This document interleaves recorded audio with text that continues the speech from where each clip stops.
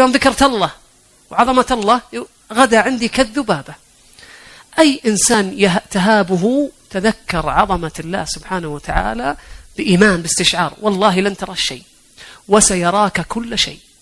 ترى بيخاف منك إذا كان معك الله سبحانه وتعالى.